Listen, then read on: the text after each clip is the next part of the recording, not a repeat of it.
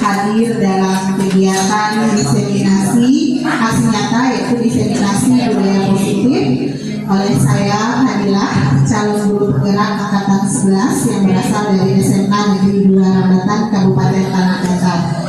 Sebelum saya menyampaikan diseminasi ini, saya mohon maaf terlebih dahulu kepada Bapak Ibu. Bukan berarti saya menyampaikan saya mempunyai kemampuan yang lebih, tidak, tapi ini serba nyata dan menyampaikan berbagi praktik baik atas ilmu yang sudah saya pahami selama 2 minggu ini, sebulan ini tentang budaya positif. Baik Bapak Ibu, kita mulai kegiatan kita pada siang hari ini dengan membacakan basmalah. Oke Bapak Ibu, untuk lancarnya kegiatan kita sampai akhir nanti kita buat dulu kesepakatannya ya Bapak Ibu. Di sini ada kesepakatan yang sudah saya buat. Ada di sini Bapak Ibu, tolong mode HP-nya di off-kan, suara HP-nya. Kemudian di sini kita saling menghargai satu sama lain apapun itu nanti pendapatnya. Dan ketika ada Bapak Ibu keperluan atau mau bertanya nanti, hendaknya mengangkat tangan terlebih dahulu. Kira-kira Bapak Ibu masih adakah kesepakatan kita yang mau kita tambahkan untuk lancarnya kegiatan kita hari ini Bapak Ibu? Cukup, pasus. Baik Bapak Ibu, kita mulai saja kegiatan kita. Sebelum kita masuk ke materinya, kita sama-sama menyaksikan terlebih dahulu video berikutnya Bapak Ibu.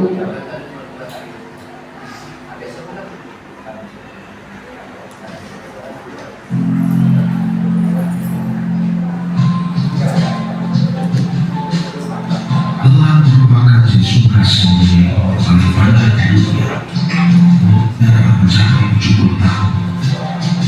Tetapi mencapai maksudnya seolah harus membuat suatu keputusan yang sangat berat pada ketika Allah itu Abdul Fatah cakap mulai waktunya menjadi panjang dan lebar, hampir sangat menjadi sangat berat karena belumnya waktu jabatan sehingga sangat menyulitkan. Pada saat itu orang hanya mempunyai dua pilihan, menunggu kematian atau mengalami suatu proses transformasi yang sangat menyedihkan. Suatu proses transformasi yang panjang sampai 160 hari. Untuk melakukan transformasi itu, orang harus berusaha keras, terbaik, bahkan supaya akan kemudian membuat sangat ini berhenti tinggal di sana selama proses transformasi berlangsung. Pertama-tama, orang harus melakukan baru tindakan sampai hal tersebut terlepas dari mulutnya. Kemudian berdiam beberapa lama membuat dan parutan. Dengan parut dan baru tumbuh itu, dia harus mencabut satu persatu cakar-cakarnya. Dan ketika cakar yang baru sudah tumbuh, dia akan mencabut bulu badannya satu demi satu. Suatu proses yang panjang dan menyakitkan. 5 bulan kemudian, bulu belang yang baru sudah tumbuh. Orang mulai terbang kembali dengan parut dan cakar yang baru. Telah tersebut mulai menjalani 30 tahun kehidupan barunya dengan mengaji. Secara dalam kehidupan kita ini, kadang kita juga harus melakukan suatu keputusan yang sangat berat untuk kembali suatu proses baru. Kita harus berani dan mengubah semua kebiasaan lama yang merusak. Meskipun kebiasaan lama itu adalah sesuatu yang menyenangkan dan menyenangkan. Kita harus rela meninggalkan perilaku lama kita agar kita dapat kembali terbang lagi mencapai tujuan yang lebih baik di masa depan. Hanya apabila kita bersedia melepaskan jebak lama, membuka diri untuk belajar hal-hal yang baru, kita baru dapat kesempatan untuk menggunakan kemampuan kita yang terbenam. Menghasilkan yang baru dan menatap masa depan dan kemudian hal yang terbesar berubah terletak dalam diri kita sendiri dan Anda sang penguasa atas diri Anda. Jangan biarkan masa lalu menundukkan asa dan melakukan semangat kita, karena Anda adalah orang-orang itu. terjadi. Maka itu kita harus berdoa.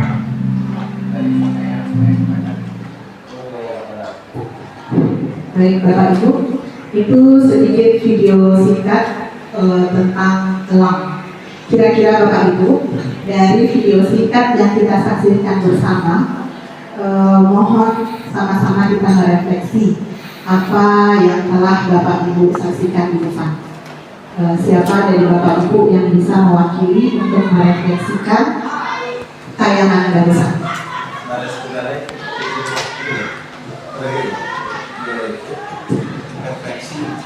Merefleksi tentang tayangan barusan. Oke, baik. Pak Aceh, kepada Pak Aceh dipersilahkan.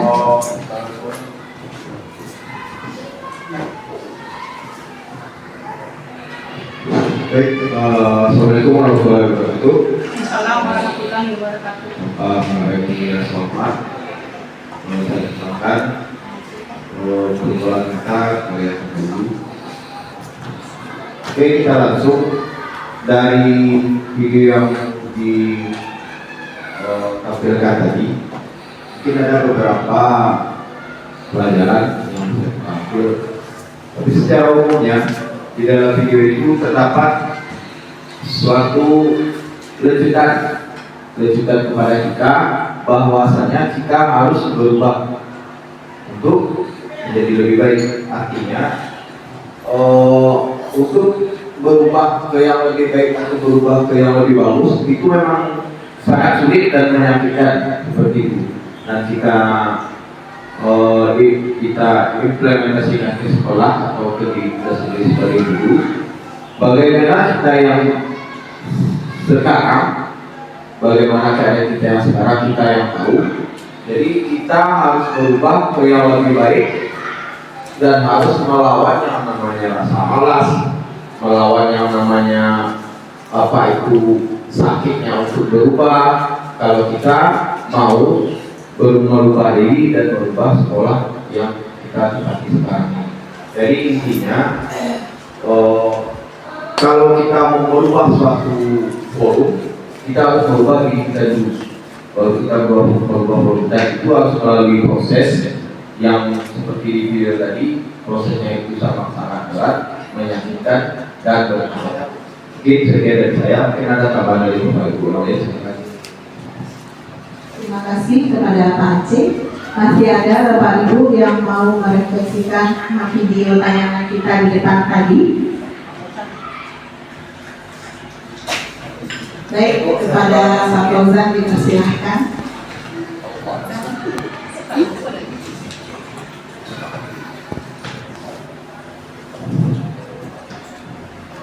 Baik, assalamualaikum warahmatullahi wabarakatuh. Di sini saya hanya ingin menambahkan sedikit tentang video yang tadi. Menurut saya tentang video singkat tadi semuanya butuh proses, baik dari awal sampai akhir, dan jalannya pun berbeda-beda. Sama seperti hidup kita sendiri. Mungkin dahulu kita biasa-biasa saja, mungkin karena mau belajar mencoba, maka bisa menghasilkan sesuatu baik bagi diri kita maupun bagi orang lain. Mungkin hanya sekian tambahan dari saya. Terima kasih sebenarnya. Assalamualaikum warahmatullahi wabarakatuh. Waalaikumsalam. Baik Bapak Ibu, itulah refleksi kita bersama-sama tentang video yang bisa tayangkan tadi, yaitu mengenai elang. Elang itu akan berubah segala bentuk postur badannya ketika dia berusia 40 tahun. Sama sebenarnya dengan kita manusia, Bapak Ibu. Kita akan mengalami perubahan, itu pasti. Perubahan itu pasti akan terjadi, tergantung Bapak Ibu mau berubah atau tidak.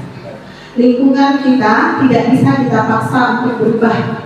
Intinya perubahan itu kita mulai dari diri kita sendiri. Itu dia. Baik Bapak Ibu, kita masuk ke materi kita saat ini, yaitu tentang budaya positif.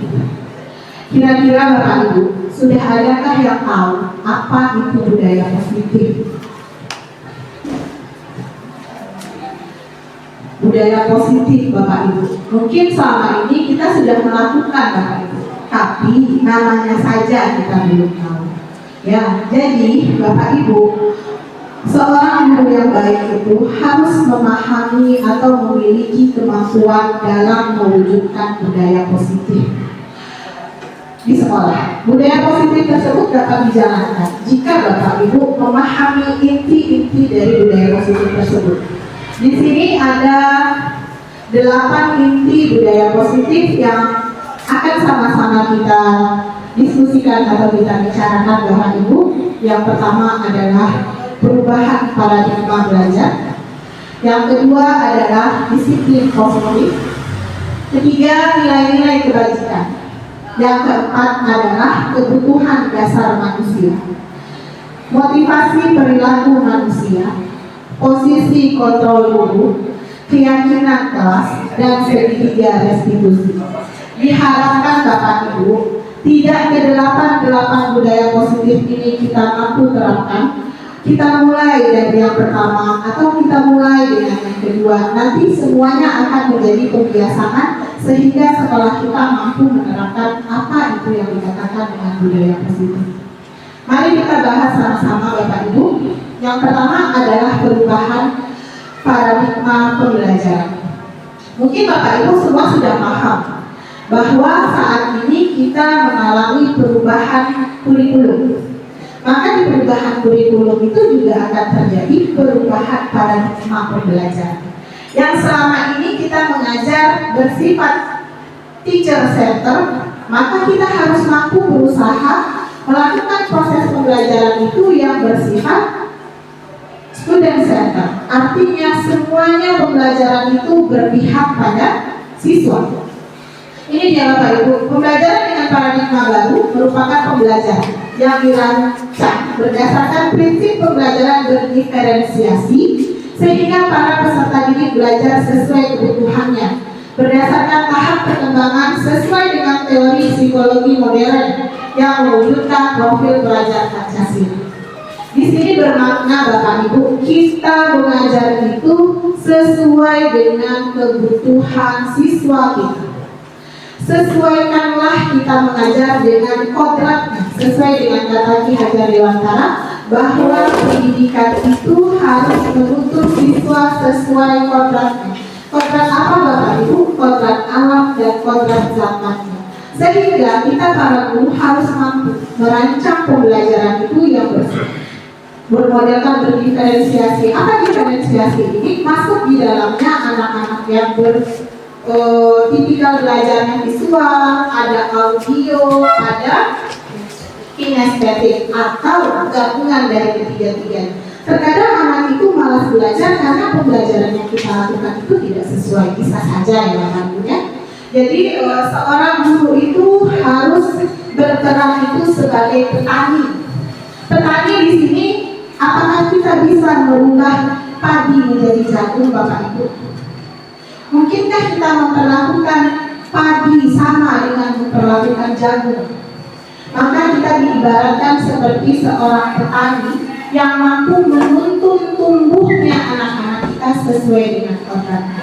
Maka di sini lahirlah pembelajaran dengan paradigma baru. Kita lanjut yang kedua Bapak Ibu. Ini salah satu bentuk proses pembelajaran yang coba saya lakukan di dalam kelas, walaupun belum begitu sempurna. Kemudian kita masuk ke disiplin positif. Kira-kira Bapak Ibu, apa itu yang dikatakan dengan disiplin positif? Disiplin saja dulu. Oke, baik kepada Bu Pris. Kalau disiplin positif, tadi sebenarnya kan dari budaya positifnya, salah satunya disiplin positif.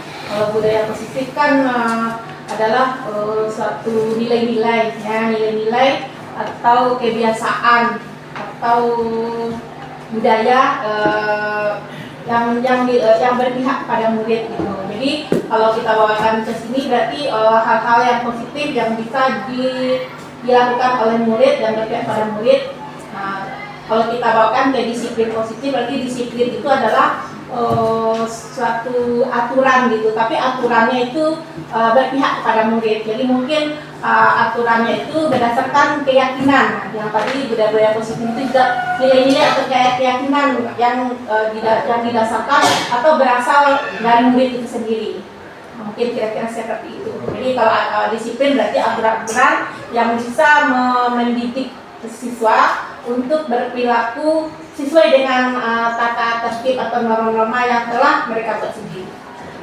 Baik, terima kasih Bu Pi, jawabannya sangat mengena sekali.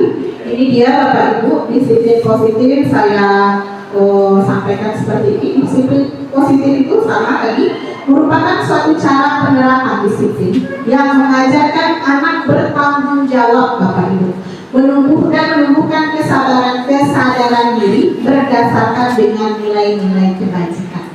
Jadi semua hal yang berbentuk disiplin itu muaranya adalah membiasakan anak sehingga lahirlah nilai-nilai kebajikan itu dalam dirinya, tidak terpaksa lagi Bapak Ibu. Di mana disiplin positif itu lebih ke arah disiplin diri yang dapat mengontrol diri dalam melakukan suatu tindakan. Jadi ketika anak itu sudah memiliki nilai-nilai kebajikan berdasarkan disiplin tadi, maka dia sudah mampu melakukan kontrol terhadap dirinya dalam melakukan suatu tindakan. Dia sadar Bapak Ibu dengan sendirinya, oh ketika ini saya tidak boleh terlambat. Kenapa saya tidak boleh terlambat? Dia tahu alasannya. Bukan karena dia ada motivasi eksternal. Disiplin yang dia lakukan itu karena perilaku yang dia memang sadar itu adalah baik untuknya. Artinya dia sudah memiliki motivasi internal pada dirinya, bukan berdasarkan paksaan, bukan karena hukuman, bukan karena dia akan mendapatkan embel-embel pujian atau hadiah dalam melakukan suatu tindakan. Ketika disiplin itu sudah ada dalam dirinya, maka dia tidak ada lagi hal-hal dari eksternal yang akan mempengaruhinya. Ada dan tidak ada orang yang dia takuti, dia tidak tetap akan menjalankan. Itu dia Bapak Ibu disiplin positif. Di mana di sini disiplin positif itu akan menumbuhkan kesadaran diri berdasarkan nilai-nilai kebajikan. Kira-kira menurut Bapak Ibu apa saja nilai-nilai kebajikan yang selama ini kita ketahui Bapak Ibu? Rasa hormat, tanggung jawab, saling menghargai dan artinya nilai-nilai kebajikan itu sudah sering kita ajarkan Bapak Ibu. Saling menghargai satu sama lain, sopan santun, kemudian menjaga kebersihan, menjaga kesehatan, itu juga merupakan nilai-nilai kebajikan. Di saat ini, di kurikulum Merdeka ini, tujuan pendidikannya adalah mencapai siswa-siswa atau murid yang memiliki profil pelajar Pancasila. Jadi nilai-nilai kebajikan itu digabunglah ke dalam satu profil pelajar Pancasila yang diharapkan. Ini dia Bapak Ibu, profil pelajar Pancasila ada 6. Kalau Bapak Ibu tahu, lalunya belajar Pancasila, beriman dan bertakwa pada Tuhan Yang Esa dan berakhlak mulia, berkebinekaan global, gotong royong mandiri, kreatif dan bernalar kritis. Jadi diharapkan nilai kebajikan itu digabung menjadi 6 profil di sini Bapak Ibu, 6 dimensi. Di dalamnya itu ada beriman, bertakwa kepada Tuhan Yang Maha Esa dan berakhlak mulia. Ini inti dari profil pelajar Pancasila. Ketika anak-anak ini sudah mencapai dimensi pertama, diharapkan akan muncul mandiri di dalamnya, diharapkan akan muncul siswa yang mampu bergotong royong, kemudian memiliki wawasan yang berkebinekaan global, mampu bernalar kritis dan kreatif. Jadi diharapkan di 2045 nanti lahirlah generasi emas yang telah memiliki profil pelajar Pancasila. Inilah dimensinya Bapak Ibu. Kita lanjutkan Bapak Ibu. Kemudian kita masuk ke budaya positif berikutnya, yaitu kebutuhan dasar manusia. Kira-kira Bapak Ibu, kita sebagai manusia, apa kebutuhan dasar kita Bapak Ibu? yang paling utama itu kebutuhan fisiologis. Kalau fisiologis, kalau dalam bentuk biologi itu kebutuhan makan dulu. Yang utamanya makan. Nanti baru ke yang lain-lainnya gitu. kalau misalnya kebutuhan fisiknya belum terpenuhi, dia belum bisa mencapai yang lain. Berarti menurut Bukit, kebutuhan yang paling utama pada diri kita manusia adalah makan, artinya fisiologis. Ketika fisiknya sudah oke, maka insya Allah yang lainnya juga akan oke. Begitu juga Bapak Ibu, ketika kita menghadapi siswa-siswa kita di dalam kelas, sudahkah Bapak Ibu ketika anak kita melanggar atau melakukan kesalahan, kita mengkaji dulu Bapak Ibu, tanpa harus marah-marah terlebih dahulu. Kita kaji kebutuhan dasar apakah pada siswa ini yang sebenarnya tidak terpenuhi, sehingga mereka memunculkan kesalahan-kesalahan untuk mereka penuhi sendiri kebutuhan dasar. Padahal Bapak Ibu, untuk kebutuhan dasar seorang anak itu ada kewajiban kita di situ untuk memenuhinya. Di sini menurut dosen, kebutuhan dasar manusia ini ada di sini Bapak Ibu pernyataan.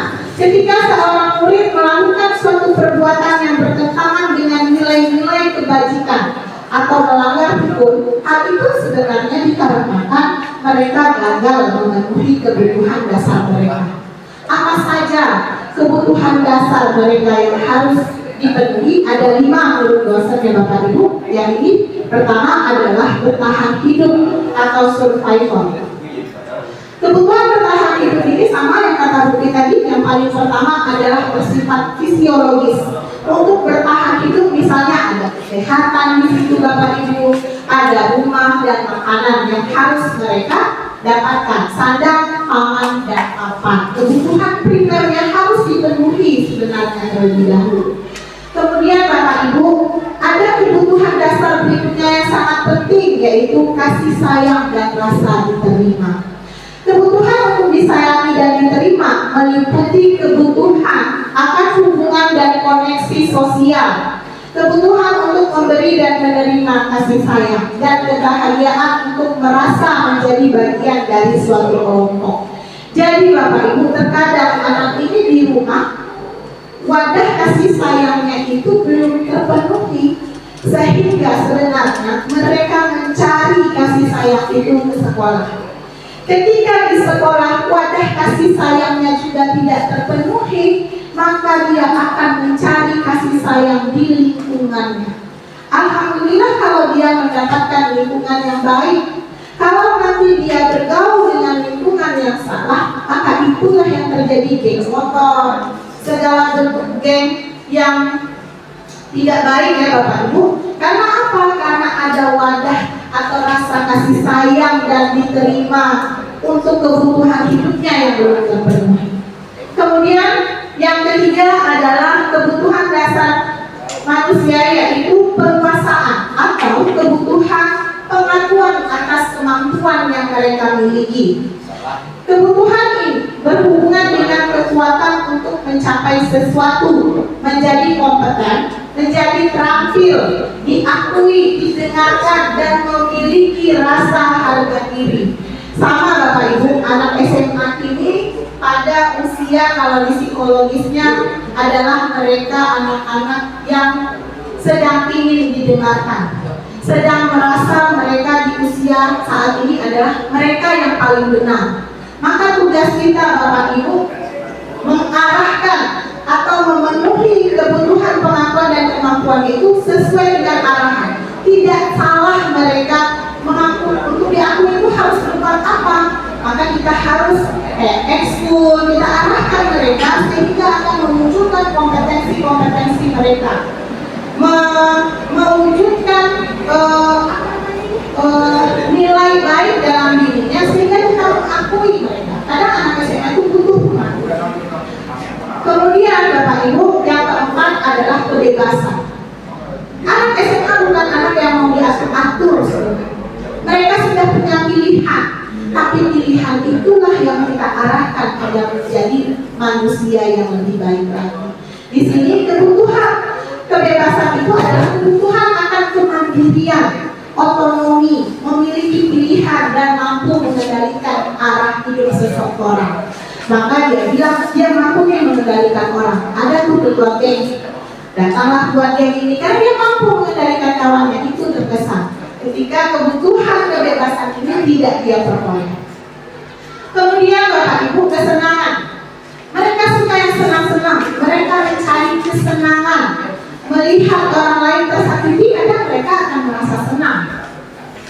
Ya, maka tugas kita orang tua dan guru itu adalah memenuhi cangkir kasih sayang, memenuhi cangkir kesenangan mereka, kebutuhan dasar kesenangan ini. Kita berikan waktu seperti hari ini mereka sedang senang menghiasi kelas. Kita berikan waktu, sekolah pun mewadahi itu. Kita beri waktu dalam waktu 4 hari ini. Silahkan anak-anak ibu hias sebebas mungkin kalian mau. Kita wadahi mereka. Ketika ini kita berikan Bapak Ibu, nanti di waktu pembelajaran, insya Allah mereka sudah fokus lagi karena kita sudah berikan waktu mereka untuk bersenang-senang, menampilkan atau mewujudkan kelas yang mereka inginkan bentuknya seperti apa. Oke Bapak Ibu, di sini ada satu kasus. Coba diperhatikan permasalahan berikut. Ibu Ambar wali kelas 2A di SD Pelintah Hati sedang bingung menghadapi ulah salah satu murid di kelasnya yang bernama Doni.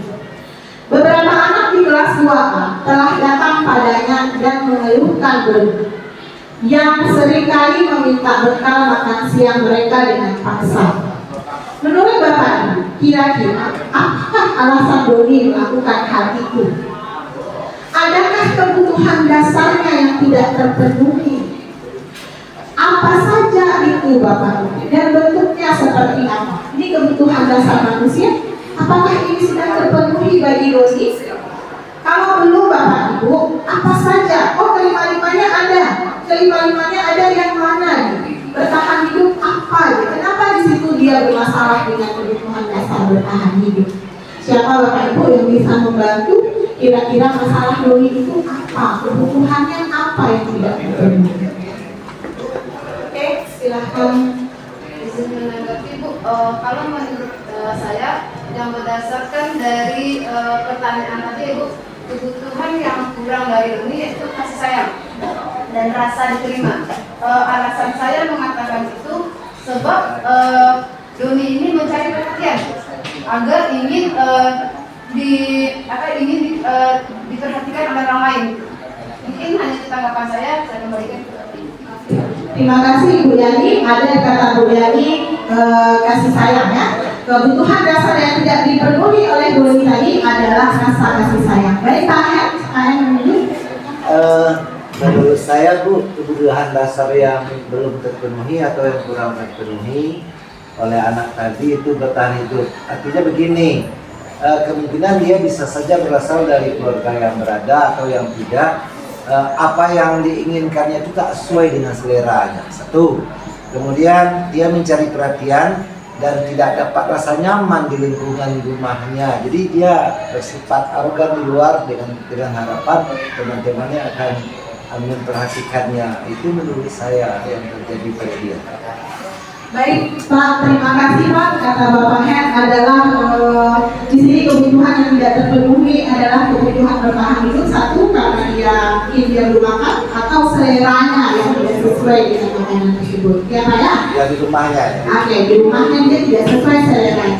Oke, masih ada Bapak Ibu. Oke, mungkin Bisa jadi juga salah satu kebutuhan dasarnya tidak terpenuhi. Di sana sebenarnya tuh dia mungkin lebih pintar daripada teman-teman yang lain. Cuman kebiasaan guru itu kalau anak ini agak bagaimana ya, dia saja bahwa dia itu tidak pintar gitu. Kadang-kadang justru mungkin ada memfokuskan kepada yang sudah dapat juara gitu. Padahal yang sudah dapat juara itu belum tentu juga mungkin ada juga mungkin saingannya lebih cuman karena pengakuan untuk dianya tidak ada gitu. Jadi dia akibatnya malas saja lagi. berarti kebutuhan di sini yang kurang adalah kemampuan atau kemampuan saya Pak, Bu. Masih ada Bapak Ibu kira-kira dari 5 kebutuhan ini yang tidak terpenuhi? Baik Bapak Ibu, terima kasih atas jawabannya. Kita lihat jawabannya Bapak Ibu. Ternyata dari permasalahan Doni tadi, 5 kebutuhan dasarnya itu ada yang tidak terpenuhi. Kelima. Di dalam jawaban Pak Ayan tadi itu sudah ada 2, ya Pak. Di sini kita lihat bertahan hidup karena dia lapar dan orang tuanya tidak membawakan bekal makan siang. Nah, itu dia. Kemudian kebebasan, dia merasa bosan dengan bekalnya. Jadi di situ ada kebutuhan, kebebasan di situ yang tidak dipenuhi. Dia bosan bekalnya itu aja sama orang tuanya. Jadi dia coba mencari kawannya yang berbeda bekalnya, dia ambil dengan kasih sayang. Kemudian kasih sayang dan rasa diterima ini dia, karena dia merasa senang temannya. Ketika dia merasa diterima itu, ketika dia mengganggu temannya laporkan lagi ke gurunya. Jadi semua fokus perhatian itu ke dulu. Nah, itu dia ya Bapak Ibu. Kemudian penguasaan, karena dia merasa hebat, temannya menjadi takut. Nah, bisa jadi seperti itu, atau dia punya kemampuan yang lebih sebenarnya.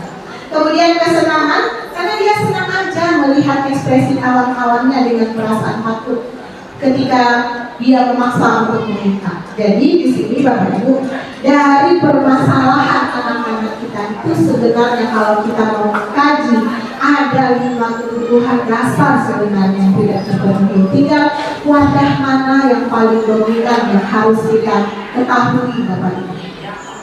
Lanjut Bapak Ibu, di sini ketika siswa itu punya permasalahan, maka peran kita dulu lah untuk sekolah ya Bapak Ibu, untuk menemukan cara yang tepat mencari solusi bagaimana anak ini bisa keluar dari permasalahannya dan memiliki nilai-nilai kebajikan yang kita harapkan Bapak Ibu. Yaitu tadi ada 6 dimensi profil pelajar Pancasila. Kemudian Bapak Ibu, setelah kita tahu kebutuhan dasar peserta didik atau kebutuhan dasar manusia, motivasi perilaku. Kira-kira Bapak Ibu, ini kita balik ke diri kita ya Bapak Ibu. Kita datang mengajar ke sekolah ini setiap harinya Bapak Ibu. Kira-kira apa motivasi kita datang ke sini?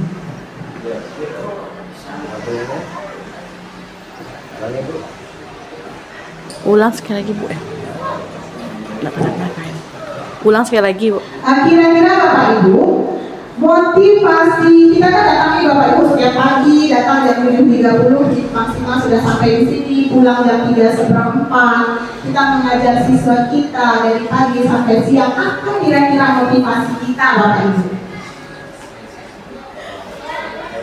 Oke, silakan Pak Ece.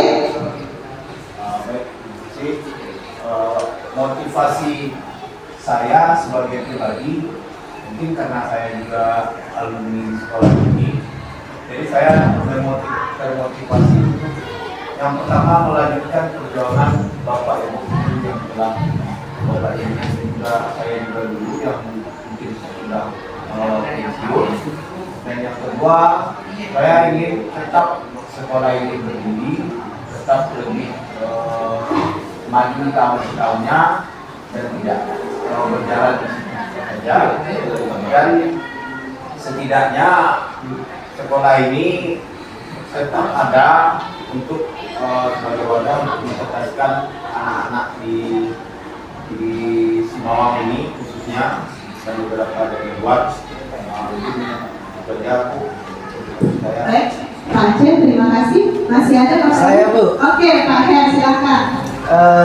Motivasi saya untuk mengajar itu berasal dari kesulitan yang saya alami dalam hidup saya. Karena keluarga saya juga ada yang berpendidikan pada dahulunya. Jadi orang tua saya itu pesan tentang pendidikan itu harus ada katanya. Jadi kamu tuh harus lebih maju dari cara berpikirnya, dari tata kehidupan ekonominya harus lebih baik ke depannya katanya. Karena kalau mengajar itu termasuk juga amal ya. Banyak ada iman rafi'an itu dia. Jadi itu yang konsep suatu masa anak itu akan berhasil dengan ilmu yang disalurkan oleh kita ke dia merasa lebih baik, hidup lebih mapan. Itu merasa hal yang menjadi motivasi saya untuk mengajar itu. Oke, berarti kalau Pak Aceh tadi motivasinya ingin memajukan sekolah, kemudian kalau Pak Her untuk merubah kehidupan untuk menjadi lebih baik karena dulu berasal dari keluarga yang tidak mampu. Seandainya Bapak Ibu, misalkan Pak Aceh, kalau sekolah ini tidak ada, apakah Bapak Aceh masih termotivasi untuk melakukan yang terbaik di sekolah yang lain? Mungkin kurang. Kemudian Pak Hen, apakah ketika kehidupan keluarga Pak Hen dulunya sudah bagus, apakah Bapak juga masih tahu motivasi untuk menjadi orang yang berhasil saat ini? Iya Bu, saya tetap termotivasi dengan keadaan alam dan lingkungan yang begitu menantang. Itu perlu kita tuh mindsetnya siapkan lebih baik lagi, ilmunya lebih tinggi lagi. Jadi kita itu tidak hanya jalan di tempat, tapi bergerak sesuai dengan kemajuan teknologi, kemajuan zaman, ekonomi. Jadi jangan kita yang di penonton, kita harus bermain dalam itu. Oke, berarti Pak Hen kayaknya intinya Pak Hen itu tidak mau ketinggalan dengan segala bentuk perubahan. Dia selalu ingin berubah dari masa ke masa. Iya Pak ya? Ya. Artinya di sini Bapak Ibu, kita semua punya motivasi dalam melakukan sesuatu. Sama Bapak Ibu. Ketika kita melakukan sesuatu itu karena takut akan hukuman, ya Bapak Ibu. Jadi ada 3 motivasi manusia melakukan sesuatu. Dirangkum Bapak Ibu, ini dia. Yang pertama motivasi kita adalah untuk menghindari kenyamanan atau hukuman, ketidaknyamanan atau hukuman. Takut misalnya sama seseorang dalam melakukan sesuatu, maka itu motivasi terendah kita dalam melakukan sesuatu. Karena seseorang itu kalau ada misalnya, kita biasa-biasa saja mengerjakan sesuatu. Tapi kalau misalkan orang itu ada, maka kita akan menunjukkan sesuatu yang luar biasa. Maka motivasi karena takut akan hukuman itu adalah motivasi terendah dalam motivasi berperilaku melakukan suatu kegiatan. Yang kedua adalah untuk mendapatkan imbalan atau penghargaan dari orang lain. Kita pengen, dulu kita misalkan masa kecil kita orang yang tidak mampu, kehidupan kita biasa-biasa saja, sehingga orang lain itu memandang rendah kepada kita. Sehingga saya berniat nih untuk berubah supaya naik sedikit derajat saya. Orang lain pun yang tadinya melihatnya asal-asalan sekarang jadi dengan dua mata melihatnya. Jadi motivasi berikutnya adalah untuk mendapatkan imbalan atau penghargaan dari orang lain. Dan yang ketiga, inilah motivasi terbaik ketika kita melakukan sesuatu adalah untuk menjadi orang yang mereka inginkan. Mereka itu kita sendiri ya Bapak Ibu, dan menghargai diri sendiri dengan nilai-nilai yang mereka percaya. Oh, saya melakukan itu memang dalam semata-mata karena ini adalah sumpah jabatan saya kepada Allah. Ketika saya melakukan pelanggaran, maka saya bukan karena orang lain saya takut, tapi saya takut nanti sumpah saya itu dimintai pertanggungjawabannya sama Allah. Jadi ketika kita melakukan itu untuk kebaikan diri kita sendiri, nilai-nilai yang kita percaya Bapak Ibu, maka apa yang kita lakukan itu sudah berdasarkan motivasi yang terbaik. Ketika dua ini Bapak Ibu lakukan, maka ini kita lakukan kegiatan itu berdasarkan motivasi eksternal. Orang lain yang menyebabkan kita melakukan sesuatu. Tapi kalau misalkan untuk menjadi orang yang mereka inginkan dan menghargai diri sendiri berdasarkan nilai-nilai yang kita percaya melakukan sesuatu itu, itulah motivasi internal. Bagaimana motivasi internal ini dapat diwujudkan dalam melakukan kegiatan? Maka hindarilah seminimal mungkin yang namanya hukuman dan pemberian hadiah. Jadi hukuman dan pemberian hadiah itu bukan hal yang baik untuk memunculkan motivasi orang lain dalam berbuat. Contoh untuk siswa kita. Anda kenapa terlambat? Ketika dia bilang, oh saya takut sama ibu, misal, itu bukan motivasi Bapak. Tapi kalau dia bilang, oh iya Bu, kalau saya sudah datang tidak terlambat, berarti besok saya juga sudah bisa di dunia kerja mendisiplinkan diri saya. Berarti dia tahu nilai keterlambatan itu baik, ketidak terlambat itu baik untuk diri. Jadi Bapak Ibu, ini yang harus kita latih, melahirkan motivasi internal dengan nilai-nilai kebajikan yang baik yang harus anak-anak kita menjadi kebiasaan di mereka. Jadi motivasi internal inilah yang harus kita munculkan ke anak-anak kita bahwa melakukan sesuatu itu bukan karena orang lain, tapi memang untuk kebutuhan mereka sendiri. Jadi inilah motivasi perilaku, 3 motivasi perilaku. Ada motivasi eksternal, yaitu karena hukuman, takut akan hukuman. Yang kedua, karena mengharapkan pujian atau hadiah, dan yang ini adalah motivasi gengker. Baik Bapak Ibu, sebelum kita lanjutkan, kita ice breaking sebentar. Baik Bapak Ibu, semua saya mohon berdiri.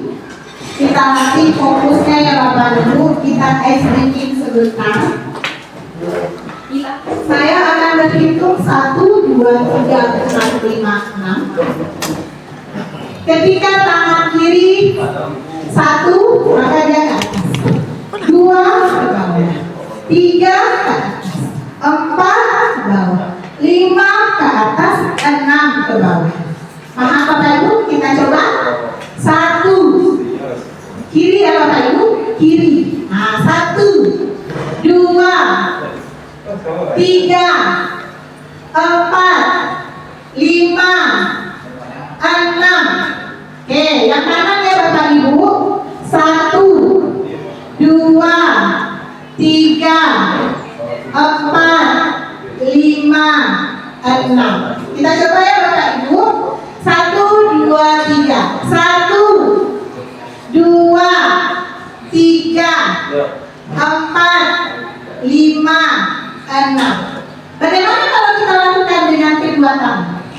Serentak ya Bapak Ibu? Ya. Masih ingat Bapak Ibu kalau kiri seperti apa? Kanan seperti apa? Oke, kita mulai. Siap ya Bapak Ibu? Ya. 1, 2, Dua ini. 3. Oke. 3 bawah. 4, 6. Kita ulang ya. 1 kalau kiri 1, 2, 3, 4, 5, 6. Kalau kanan 1, 2, 3, 4, 5, 6. Oke, kita lakukan serentak. Fokus ya Bapak Ibu. 1. Ya. 2, 3, 4, 6. Nah, itu beda-beda Bapak Ibu. Kita ulang sekali lagi. Jadi kita lagi fokus ya Bapak Ibu. Satu nih ha. Jadi 6 itu semuanya sudah di bawah. Iya. Nah, oke, kita ulang 1 kali lagi. 1, 1, 2, 3, 4, 5, 6. Oke, kita beri tepuk tangan untuk kita semua. Oke, Bapak Ibu, terima kasih. Mudah-mudahan sudah kembali fokusnya.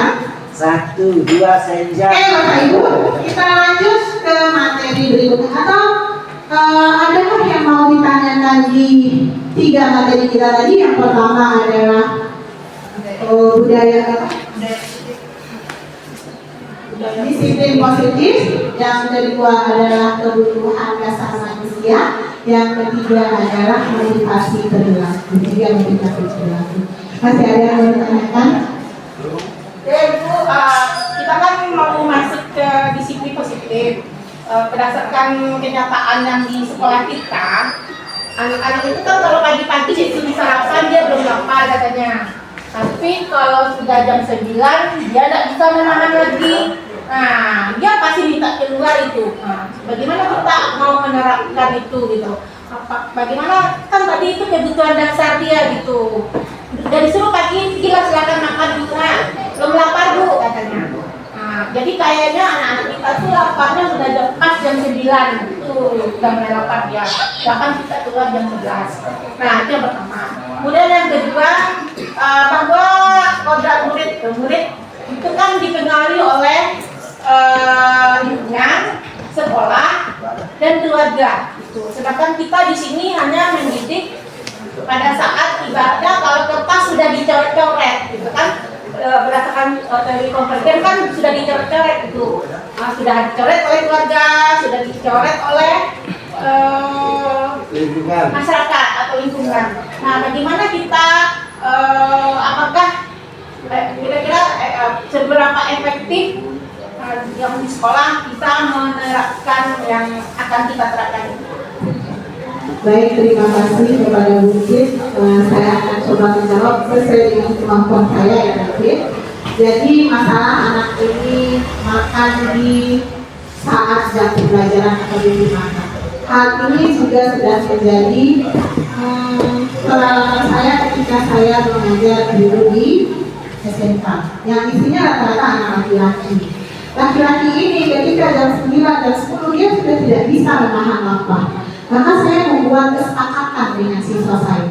Kalau misalkan mereka mau izin silahkan, tapi tidak berbondong-bondong. Ganti-gantian Bu. Misalkan 1 orang atau 2 orang sekali kedua dalam waktu misalkan paling lama 10 menit atau 5 menit. Kalau cuma makan cemilan, kita izinkan saja mereka untuk makan cemilan, tidak untuk makan besar. Nah, selama kawannya ini belum masuk, maka kita tidak izinkan mereka untuk keluar yang lain. Jadi itu yang biasa saya lakukan. Artinya kita sebagai seorang guru memang harus memenuhi kebutuhan itu Bu. Jadi kalau dia dalam keadaan lapar tidak akan bisa masuk pelajaran. Jadi kalau yang sudah pernah saya lakukan adalah saya memberikan izin anak itu, tapi cuma beberapa saat, tidak berlama-lama. Ketika masih ada kawan lain yang akan izin, maka tunggu kawan yang lain masuk terlebih dahulu. Itu saja mungkin izin. Kemudian bagaimana peran kita di sekolah ketika melihat kebutuhan anak ini ya buktinya di rumah sudah dicoret-coret sebenarnya, tapi tiba di sekolah seperti itu yang kita dapatkan. Bagaimana kita harus berperan? Jadi Bapak Ibu, menurut Aisyah Dahlan atau psikologi yang sebelum-sebelumnya, perilaku anak itu dipengaruhi sebenarnya 40% itu dari keluarga. Kemudian 50% kalau tidak salah. Kemudian 30% itu dari kita sekolah. 20% itu lingkungan. Tapi ketika perilaku itu tidak dapat yang baik di rumah, wadah kasih kebutuhan dasarnya sebagai manusia itu tidak terpenuhi di rumah, maka dia akan cari di sekolah. Ketika tidak ada di sekolah, maka dia akan cari di luar. Itu yang terbentuk. Padahal lingkungan itu sebenarnya cuma 20% membentuk perilaku mereka. Tapi kenapa bisa itu yang berpengaruh ke mereka?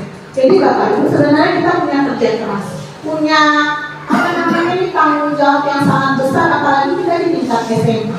Mereka ketika SD pembiasaan itu belum terjadi. Lanjut mereka ke SMP, pembiasaan itu belum juga terjadi. Kita di SMA dituntut untuk anak-anak langsung berubah, tidak mungkin.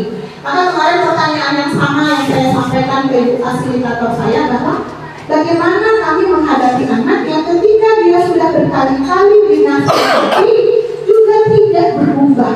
Maka dia bilang kita juga butuh sabar Bapak Ibu.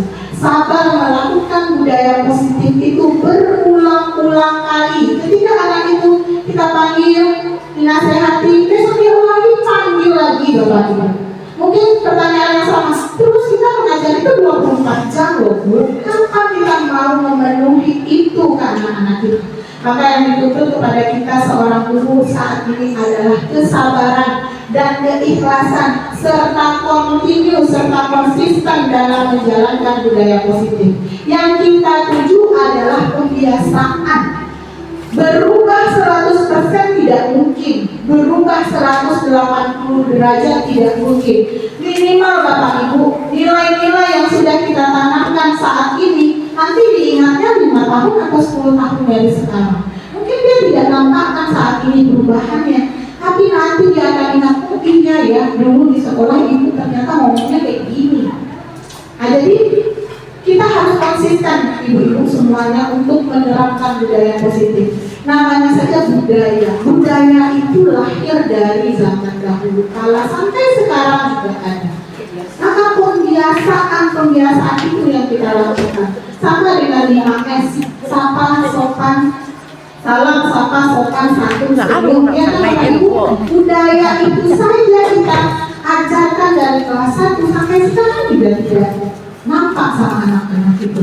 Maka kita tetap mengingatkan mengingatkan. Mudah-mudahan Bapak Ibu apa yang kita lakukan ini bisa anak-anak kita wujudkan, tidak sekarang tidak masalah, tapi nanti setelah mereka tamat Bapak Ibu.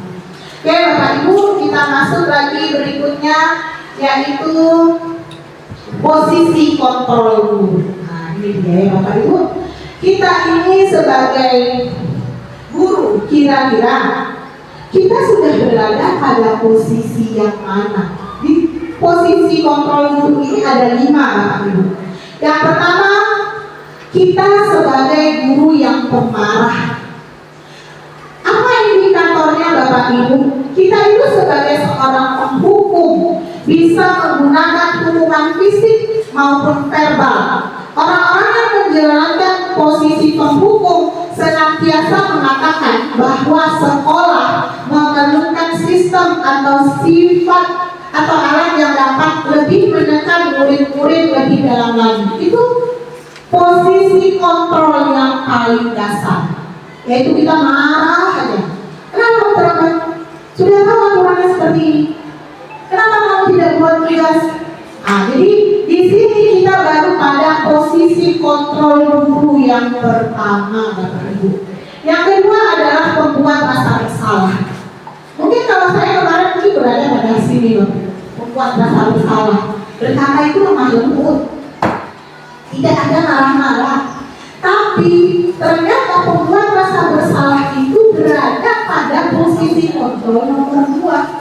Berkatanya cuma lemah lembut, kenapa seperti ini nak? Kok sering sekali melakukan seperti itu? Jadi menimbulkan rasa bersalah kepada siswa. Itu berada pada posisi nomor 2. Kemudian yang ketiga adalah kita berada pada posisi teman. Ayolah, jangan buat seperti itu. Kalau kayak gini nanti bisa ibu marah-marah. Jadi posisi itu berada pada posisi teman. Kita mengharapkan anak-anak kita itu dekat sama kita, nanti posisinya hanya sebagai teman. Posisi ini tidak akan menyakiti murid, namun tetap berupaya mengontrol murid melalui persuasif. Posisi teman bisa negatif dan bisa bersifat positif. Ini posisi kontrol yang ketiga. Kemudian pemantau Bapak Ibu. Pemantau di sini arti kita mengarahkan anak itu ke aturan-aturan yang sudah ada. Kalau misalkan kamu melakukan pelanggaran itu, kira-kira apa yang harus kamu lakukan untuk mengatasi pelanggaran itu atau untuk menyelesaikan pelanggaran itu? Jadi kita cuma mengingatkan aturan-aturan yang sudah ada. Pemantau ya Bapak Ibu. Kemudian yang terakhir adalah manajer. Posisi kontrol yang kelima adalah sebagai manajer. Posisi di mana guru berbuat sesuatu bersama dengan murid, mempersilahkan murid mempertanggungjawabkan perilakunya, mendukung murid agar murid dapat menemukan solusi atas permasalahan. Jadi kita cuma menunggu, kita kaji kenapa dia berbuat seperti itu, nah apa yang akan kamu lakukan, kenapa berbuat seperti itu. Jadi di sini dia bersifat sebagai manajer. Kira-kira Bapak Ibu, dari kelima posisi kontrol guru ini kita berada pada posisi yang mana? Kita refleksikan diri kita. Kita sudah beradakah pada manajer, pemarah, pembuat rasa bersalah, teman atau pemantau? Di manakah Bapak Ibu berada?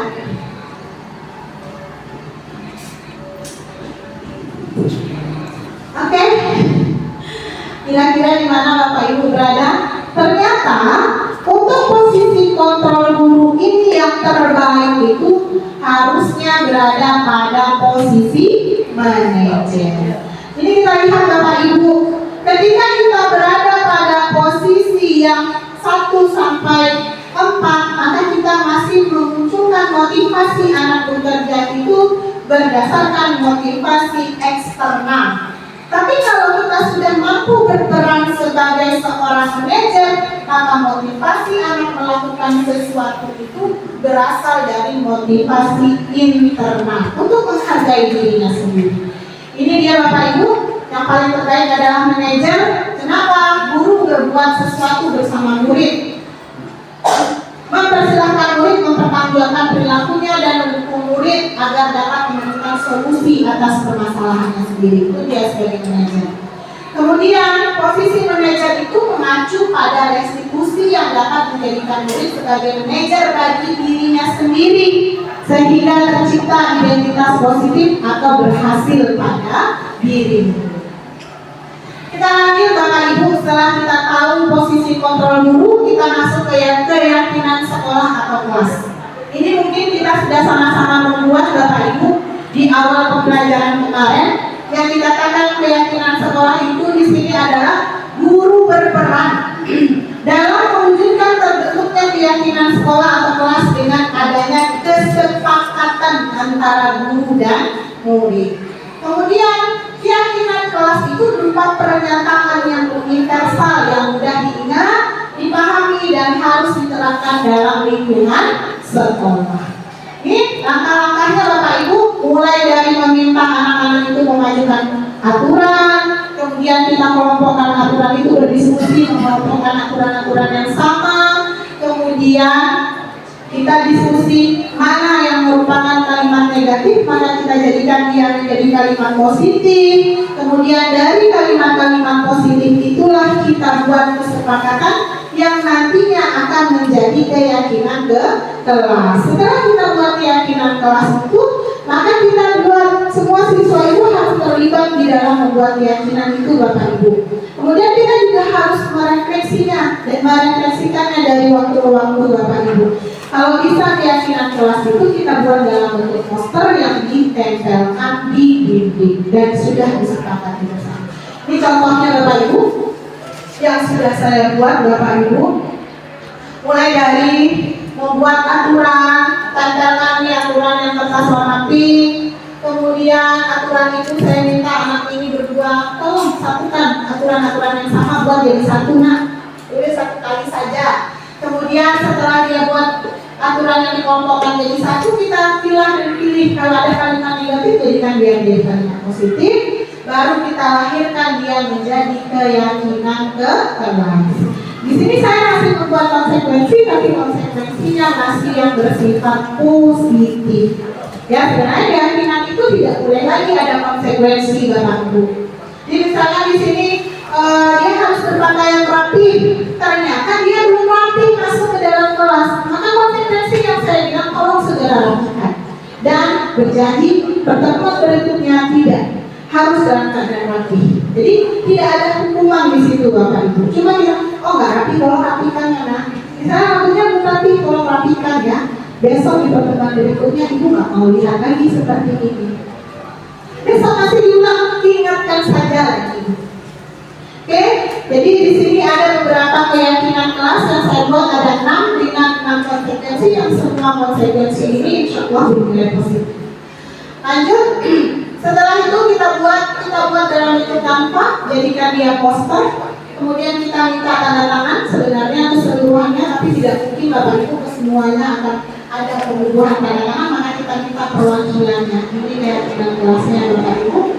Lanjut, kita tempelkan keyakinan kelas itu di dinding seperti ini dan akan menjadi keyakinan kelas selama 6 bulan ke depan. Ketika ada permasalahan yang rasanya, oh ternyata keyakinan ini nggak juga bisa terwujud nih. Kira-kira apa yang harus kita ubah? Kita tanyakan kembali kepada mereka ketika ada satu pelanggaran yang terus-menerus mereka lakukan. Oke, Bapak Ibu, ini contoh poster yang sudah jadi. Kemudian segitiga restitusi. Nah, ini dia. Seorang manajer, seorang guru yang berperan sebagai seorang manajer harus mampu menerapkan segitiga restitusi dalam penyelesaian masalahnya. Apa itu segitiga restitusi Bapak Ibu? Langkah pertama adalah menstabilkan identitasnya.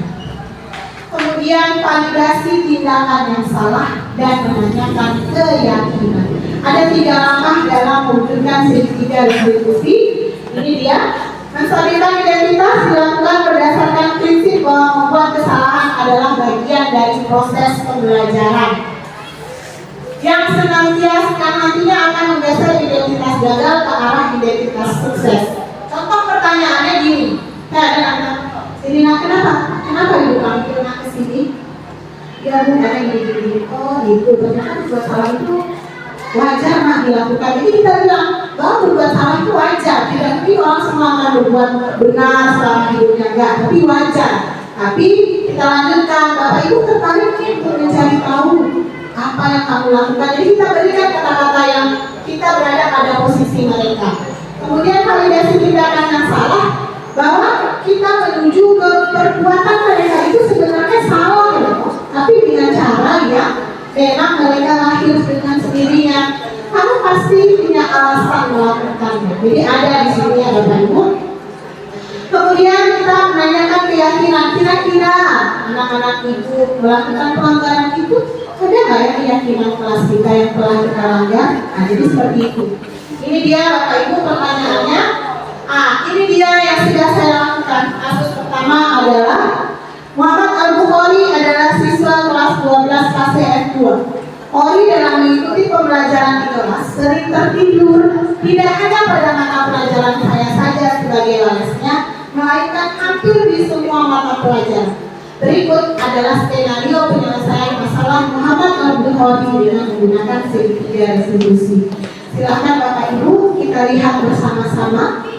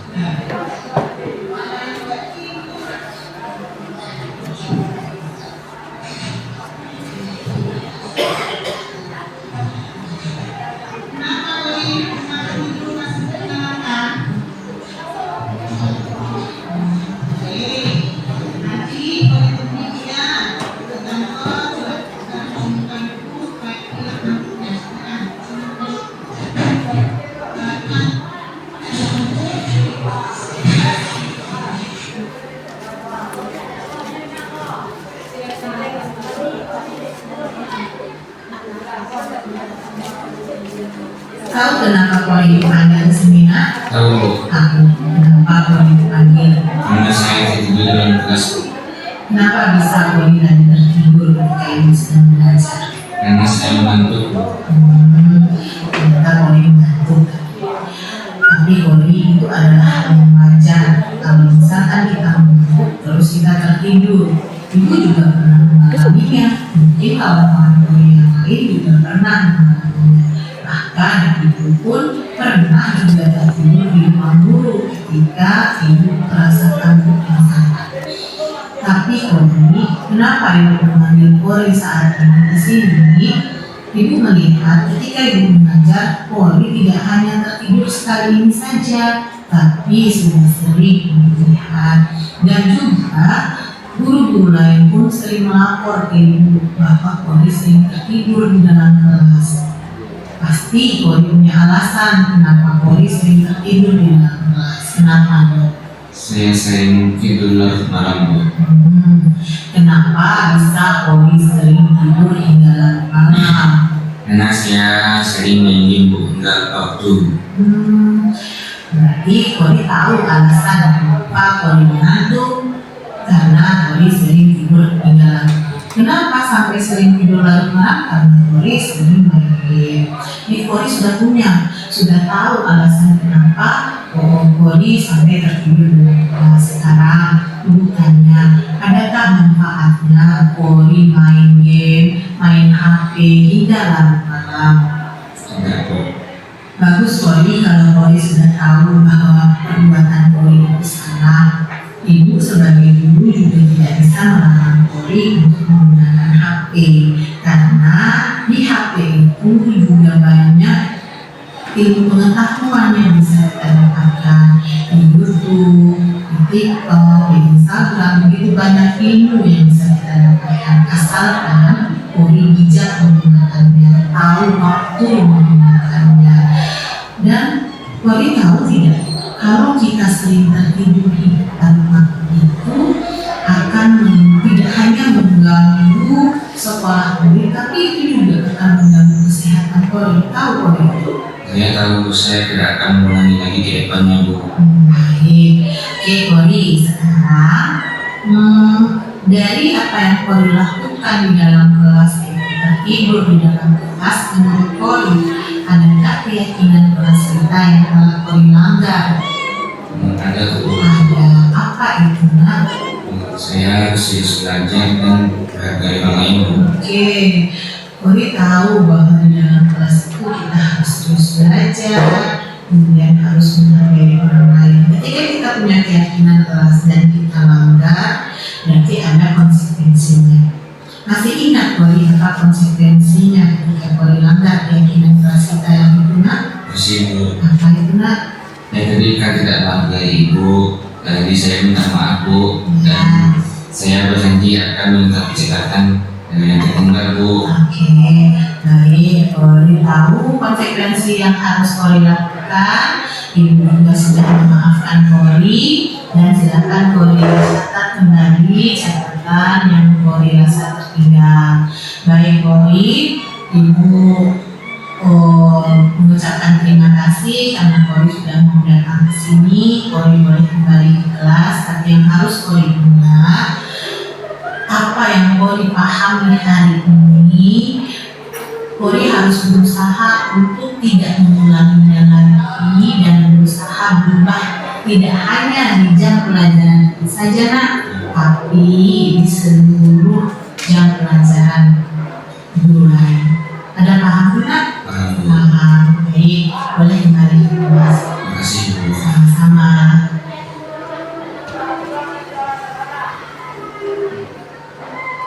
Halo guys, assalamualaikum warahmatullahi wabarakatuh. Perkenalkan saya Muhammad Kori dari kelas 12 kedua.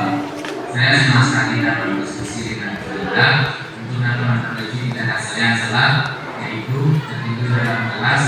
Saya harus mampu membantu jam tidur saya, mampu menonton penggunaan handphone dengan bijak agar dapat tidur waktu dan baik. Sekian dari saya. Assalamualaikum warahmatullahi wabarakatuh. Waalaikumsalam. Baik Bapak Ibu, kita lihat kasus terakhir yaitu kasus kedua. Di sini Bunda Yanti adalah siswa kelas 12 fase F2. Yanti dalam mengikuti pembelajaran di kelas sering terlambat. Tidak hanya pada mata pelajaran saya saja sebagai walasnya, melainkan hampir di semua mata pelajaran. Berikut Bapak Ibu skenario-nya dengan menggunakan segitiga restitusi.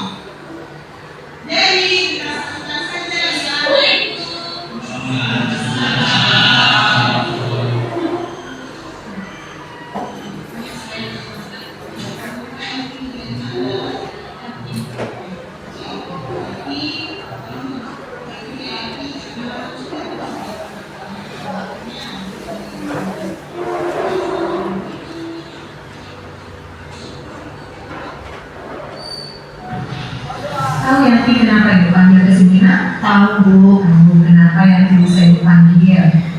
karena saya terlambat masuk ke kelas setelah jam istirahat Bu. Kenapa Yanti bisa terlambat tadi nak? Tadi saya setelah makan tidak langsung masuk kelas Bu, karena saya pikir waktu istirahat masih lama Bu. Oh kayak gitu. Itu wajarnya nak. Yang juga Ibu lihat kawan-kawannya juga banyak yang terlambat. Mungkin pas di jam istirahat itu terlalu ramai kali ya mungkin. Jadi kawan-kawan juga banyak yang terlambat tadi, tidak hanya Yanti saja. Tapi yang ini terlambatan yang tadi rasanya sudah terlalu lama. Kawan-kawan yang lain tidak ada panggil karena mereka terlambat masih bisa diulangi. Kira-kira apa alasannya Yanti sampai bisa terlambat selama itu nak? Apakah Yanti tidak mendengar informasi? Tidak Bu, karena saya makan di luar kantin sekolah Bu. Oh, jadi Yanti tidak belanja di dalam kantin sekolah, di luar kantin sekolah ya. Kenapa Yanti harus makan sampai di luar kantin sekolah? Nah, apakah Yanti tahu berapa lama istirahat kita? Tahu Bu, waktu istirahat hanya 30 menit Bu. dan saya suka makanan di luar sekolah Bu. Karena Yanti suka makanan yang di luar sekolah. Menurut Yanti, makanan yang Yanti beli di luar sekolah itu ada nggak ya di dalam kantin sekolah? Ada Bu, maaf Bu, saya tahu saya salah, saya tidak akan mengulanginya lagi Bu. Baik, Yanti tahu kalau apa yang dilakukan salah sebenarnya tidak salah ya. Kenapa? Karena itu juga nggak bisa melarang Yanti untuk belajar di luar kantin sekolah karena Yanti melakukannya di jam istirahat. Tapi ibu hanya menasihati Yanti begini, kalau Yanti misalkan memilih belanja di luar kantin sekolah, Yanti harus tahu waktu jam berapa Yanti masuk, berapa lama Yanti harus ada di kantin, sehingga Yanti tidak terlambat masuk kembali ke kelas setelah jam istirahat. Yanti harus menggunakan waktu sebaik-baiknya. Jauh dari lingkungan sekolah, dia tidak akan mendengar bunyi bel, jadi Yanti nggak akan tahu nanti kalau orang masuk. Jadi usahakan menggunakan waktu sebaik-baiknya ya di jam istirahat Yanti. Iya Bu. Oke, Yanti, menurut Yanti, Yanti terlambat masuk ke dalam kelas itu ada tidak ya keyakinan kelas kita yang telah kita sepakati yang Yanti langgar? Ada Bu. Apa itu nak?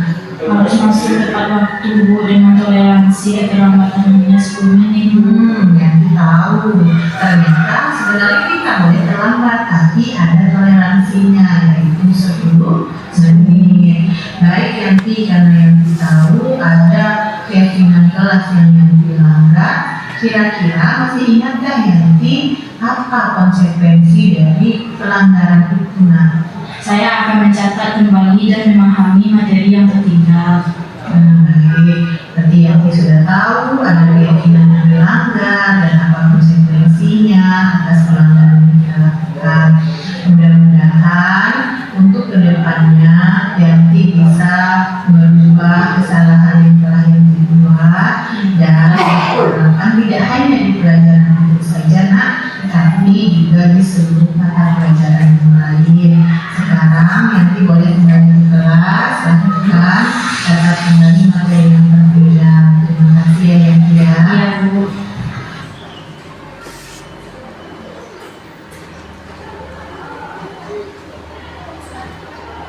Assalamualaikum warahmatullahi wabarakatuh. Perkenalkan nama saya Nurhadi, kelas 12 SMA. Di sini saya senang sekali dapat berdiskusi dengan Bapak untuk dapat memperbaiki tindakan saya yang telah terlambat masuk dalam kelas.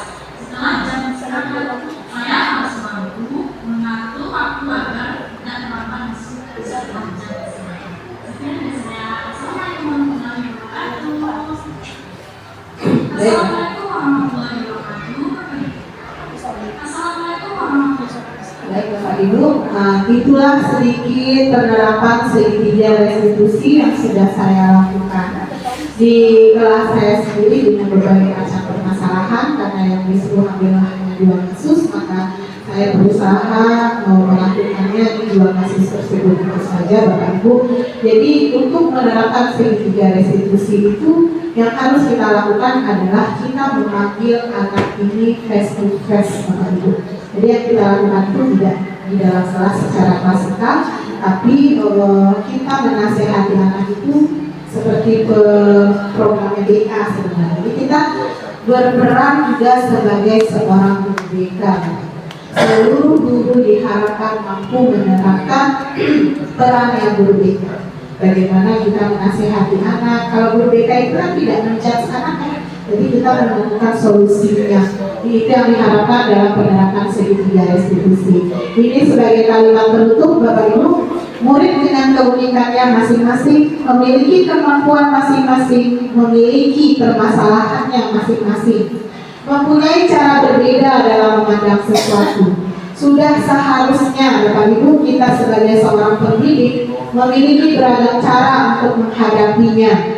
Teruslah belajar untuk pengembangan diri, menambah ilmu pengetahuan agar dapat mengimbangi anak-anak kita sesuai dengan zamannya. Tetap semangat dan ikhlas Bapak Ibu guru hebat semuanya. Salam dan bahagia. Baik Bapak Ibu, mohon maaf atas segala kesalahan. Jikalau memang ada salah kata, salah ucap dalam penyampaian diseminasi saat ini Bapak Ibu, atau masih ada yang ingin bertanya? Sebelum ditutup, baik Bu Yani dipersilahkan. Maaf Pak Ibu, sebelumnya saya mohon maaf bertanya seperti ini Bu.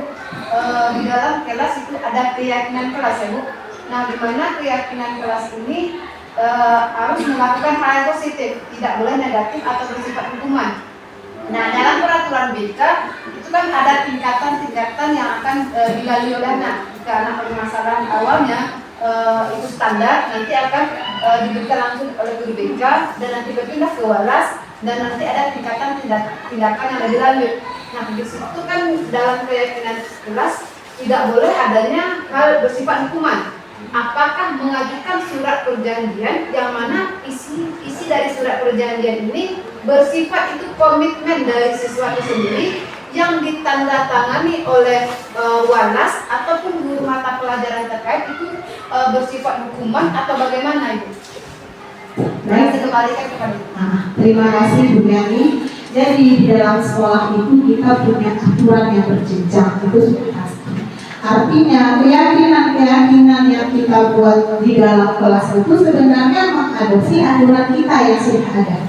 Ya kan? Aturan itu sebenarnya lahir dari aturan sekolah yang kita perkecil menjadi aturan kelas.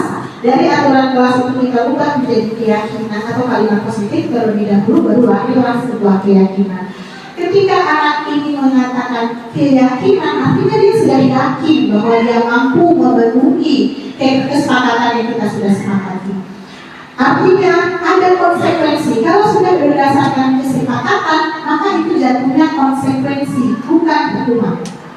Berbeda. Kalau hukuman itu bersifat menyakiti dan sifatnya mendadak, tidak ada kesepakatan antara kedua belah pihak. Tapi kalau konsekuensi, anak itu tahu kenapa dia terkena atau terjadi seperti itu, dia tahu. Jadi artinya anak melakukan sesuatu pelanggaran, dia tahu akibatnya. Karena kita sudah menyampaikan terlebih dahulu. Maka proses kita sebagai guru mata pelajaran, kita sebagai pribadi yang membina terlebih dahulu. Ternyata kita sudah tidak mampu nih Bapak Ibu, maka kita lanjutkan ke walasnya. Kalau walas tidak mampu, lanjutkan ke guru BK. Dengan semuanya itu ada tahapan-tahapannya. Dengan kesepakatan yang jelas, memanggil orang tua kan sudah. Kita juga sudah berkomunikasi dengan orang tua. Maka tingkat SMA itu berbeda penerapannya dengan SD, SMP. Memang harus dengan cara mereka dasar. Kalau kita kan sudah terima jadi mentahan dari SMP yang tidak mungkin kita ubah seperti itu. 6 tahun mereka di 9 tahun mereka di pendidikan dasar. Ini yang kita dapatkan sekarang. Tidak mungkin kita merubah langsung perilakunya, maka kita punya jenjang bertahap. Hukuman kita harus kita pahami adalah hukuman itu terjadi tidak ada kesepakatan. Tapi kalau sudah adanya kesepakatan itu sudah bersifat sebagai konsekuensi. Tapi harapannya konsekuensi yang kita munculkan itu harapannya mungkin tidak bisa langsung semuanya bersifat positif, mungkin tidak bisa langsung seperti itu. Ada tahapannya. Yang bersifat konsekuensi itu harapannya semuanya bersifat positif. Nah, istirahat dulu lah di rumah ya. Diminumkan ruangan perangai awak selama apakah ada yang salah atau tidak. Nah, jadi awak sampaikan ke anak seperti itu. Bukan skos ya, bahasanya kan berbeda ya. Jadi memilihlah kosakata yang memang bagus untuk melahirkan keyakinan-keyakinan dirinya. Baik Bapak Ibu, masih ada yang mau ditanyakan? Sudah? Oke Bapak Ibu, saya selaku yang menyampaikan di depan mohon maaf jika ada salah kata. Yang satu lagi yang saya harus ingatkan Bapak Ibu, saya tidak menggurui, tidak, tapi hanya sekedar berbagi apa yang sudah saya dapatkan selama pendidikan guru penggerak di modul 1.4. Bapak Ibu, mohon sama-sama masukannya jika ada salah, dan mohon sama-sama kita memulai dari diri kita ke depannya untuk dapat merubah dan mewujudkan budaya positif ini sebagai budaya sekolah kita Bapak Ibu ke depannya, sehingga lahirlah anak-anak yang memang memiliki profil pelajar Pancasila setelah tamat dari sini, insyaallah. Mohon maaf, akhirul kalam. Assalamualaikum warahmatullahi wabarakatuh. Waalaikumsalam warahmatullahi wabarakatuh. Bapak dan Ibu, kebetulan Pak Pengawas kita sedang ada di sini. Pada Bapak kita silakan dibacakan nama.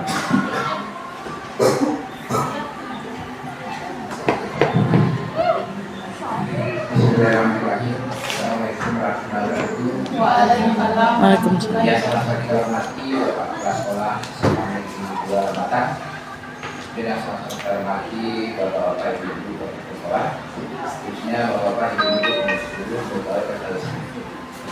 Pada kesempatan ini kita bersyukur kegiatan yang kesempatan melibatkan para bersama sehingga kita dapat berkumpul dalam ruangan diskusi ini sekaligus menyaksikan kajian ini yang telah dibawakan oleh Bapak. Kemudian saya juga sangat bersyukur dan berbangga pas saya sini.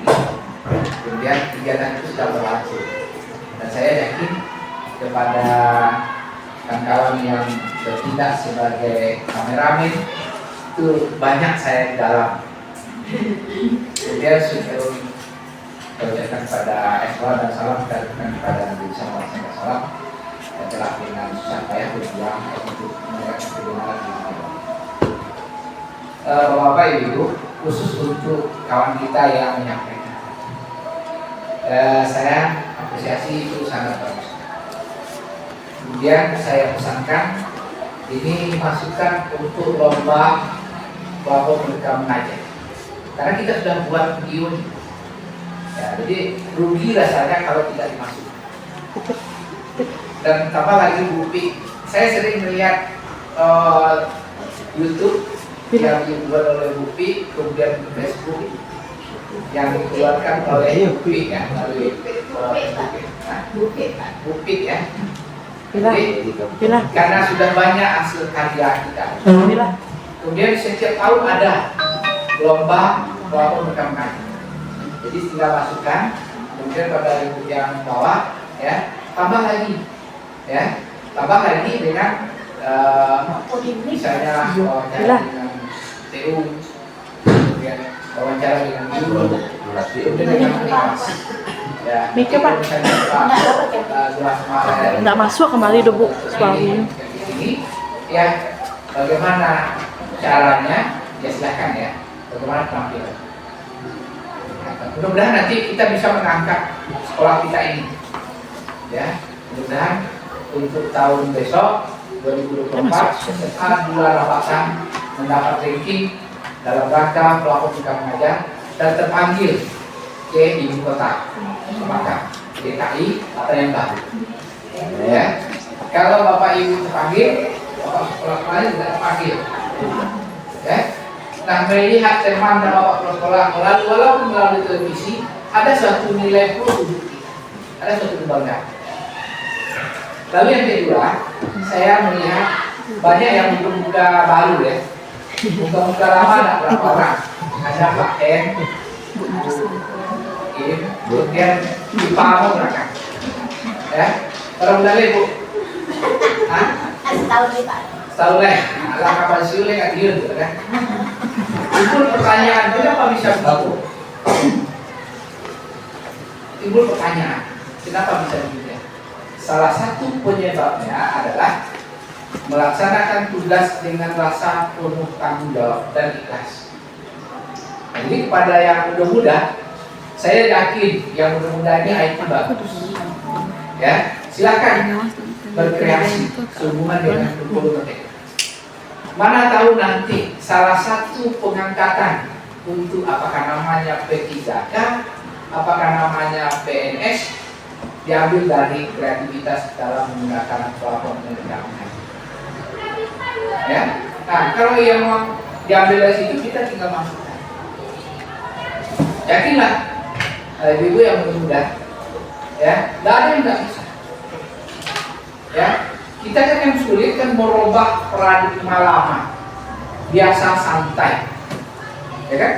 Nah, tapi mindset diri itu mulai dari hati kita. Seperti yang tadi, PowerPoint jalan dengan video. Di sampingnya juga ada foto yang kaku ya, yang satu bergerak. Itu kan tidak mudah. Tapi kalau sudah bisa, tidak ada yang nggak mudah lah, yang sulit lagi. Ya, saya juga saya sampaikan kepada Pak Wali ini tuh, kalau besok bisa kita ikutkan untuk tahun depan. Kemudian kita juga di sekolah kita banyak yang menguasai itu. Terakhir, bentuk apa saja pekerjaan Bapak Ibu memang dituntut ya kompetensi yang baik. Apa saja? Apakah di perusahaan, ya? Apakah PNS di kantor, atau kita PNS guru ketiganya? Memang kompetensi kita sangat tinggi. Orang yang punya kompetensi tinggi, ya, makanya dia dapat bersaing sesuai dengan perubahan zaman.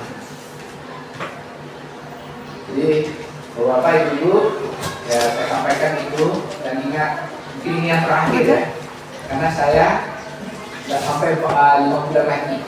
1 Januari juga sudah sampai. Ya, mudah-mudahan syukur nanti kalau ada, ya, kalau tidak ada itu kita ini pertemuan terakhir bersama Bapak Ibu menulis dulu di sekolah. Saya sampaikan doa saya selalu untuk keberhasilan Bapak Ibu, terutama yang mudah-mudahan yang masih tenaga honor ya. Mudah-mudahan doa kami bisa dikabulkan oleh Allah Subhanahu wa taala. Kemudian Bapak Ibu dapat mencapai apa yang diinginkan. Amin. Wassalamualaikum warahmatullahi wabarakatuh. Bismillahirrahmanirrahim.